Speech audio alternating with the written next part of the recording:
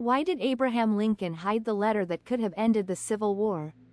It was a document forged in absolute fury, containing words that would have shattered a general's career, yet it remained locked away in a private drawer, silent and unsent.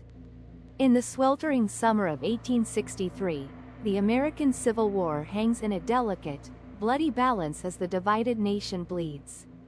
President Abraham Lincoln sits in the quiet, candlelit halls of the White House, desperately seeking a single, decisive stroke to finally end the conflict.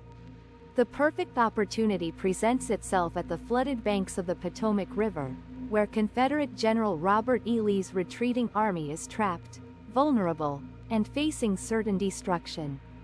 Sensing that the end of this devastating war is finally within reach, Lincoln issues a direct, urgent order to General George Meade to attack the trapped enemy immediately. Instead of seizing this historic moment, Meade hesitates in fear, holds a cautious council of war, and delays his advance while the precious hours slip away. The floodwaters of the Potomac eventually recede, allowing Lee's forces to escape across the river to safety, dragging the bloody conflict onward. Furious and deeply grieved by this failure, Lincoln sits at his desk and pours his bitter disappointment into a scathing letter to his commander. He writes with devastating honesty, telling Meade that the golden opportunity is gone and that he is distressed immeasurably because of it. Yet, as the ink dries on the page, Lincoln pauses, looks at the harsh words, and makes a quiet choice that defines his extraordinary leadership.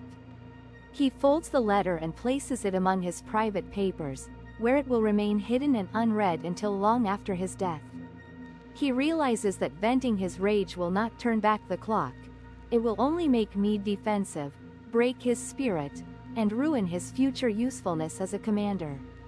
This unsent letter serves as a timeless, profound reminder that venting our anger rarely achieves the constructive outcomes we desire.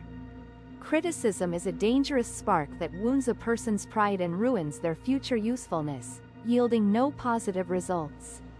When we lash out in frustration to condemn others, we do not inspire growth. We merely force them to justify themselves and harbor deep resentment. True strength lies in the difficult practice of emotional self-restraint, understanding that silence is often far more powerful than the sharpest reprimand.